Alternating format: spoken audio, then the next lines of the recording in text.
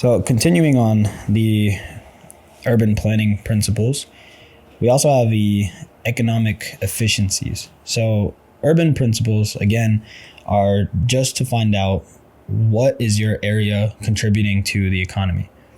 Efficiencies is how efficiently can we deliver what we need to deliver from your position.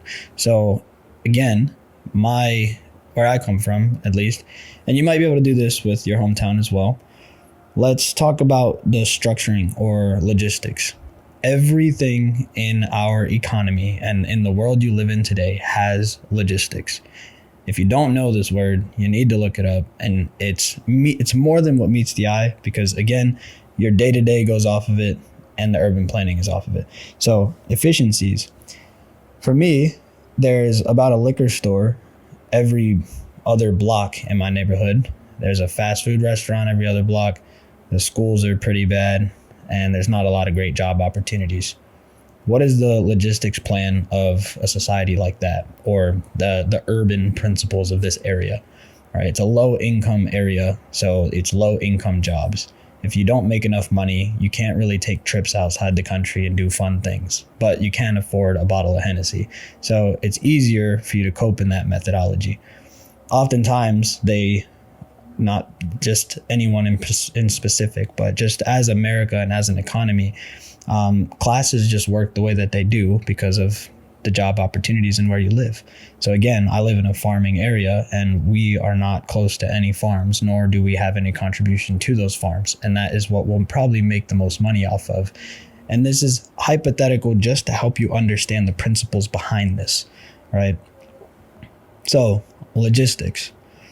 If you have a person who needs to sit in a factory line and package fruit into a bag and then put it into a box, this is something that in today's world we can probably see a robot doing.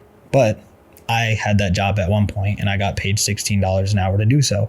But I was also there with a lot of other people that just couldn't get any other jobs because they were either illegal or they had too many things on their record where they couldn't actually get a good job.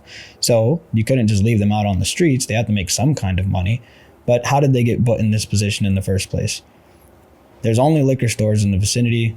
There's not too many ways that you can be educated or have a good foundation with. And a lot of the people around you are pretty dangerous because they're also in the position of need. They don't make enough money to survive, and they also cope with very bad mechanisms, which makes the neighborhood pretty toxic.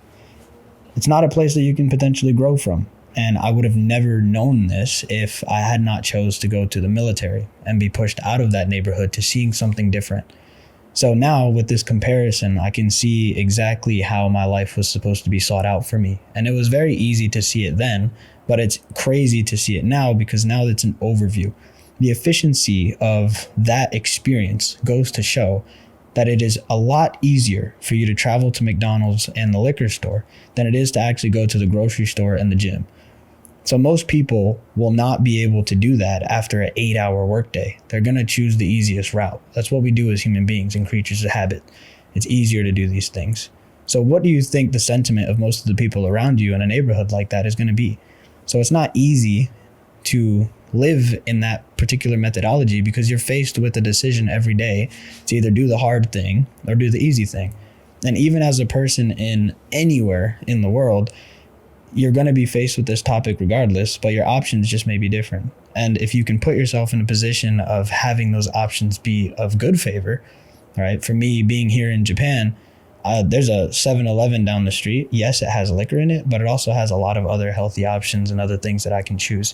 It's all in the same place, but it's easier for me to make the decision in that manner rather than only the liquor store being here and the grocery store being there, right? So if that makes sense, efficiency and planning. This allows you to see that if you can use this even in your own head, this doesn't have to be just for your neighborhood, but even in your own head, the way that you can put things closer to you or not give yourself the option to even consider the bad things will allow you to create what kind of logistics or efficiencies you're creating for yourself.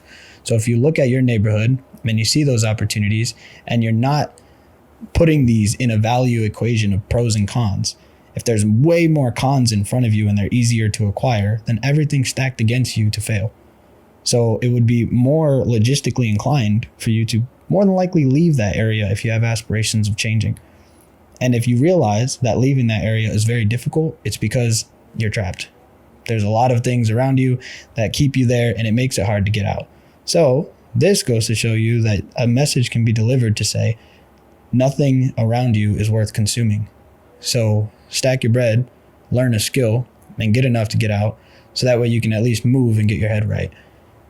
This is urban principles of just logistics for the country in itself, but it goes to show how much of an effect it has on the individual. And that individual is one of many population in the area, which makes up the area in the first place. So every person who can understand this aspect counts to changing it. But most people fall into the victim mentality or a herd mentality because it's easier, and again, it's the most tangible. You don't have someone to talk to like this and actually get some kind of information. It took me to go to a whole nother environment, a whole nother country to have this realization. And even when the adults of my neighborhood would tell me, I couldn't even hear it from them because I saw them doing the same thing, so I didn't hit the same. So this is that message for you to at least understand and see it for the reality that you have, because you do have the power to change it. It's just a matter of understanding it first.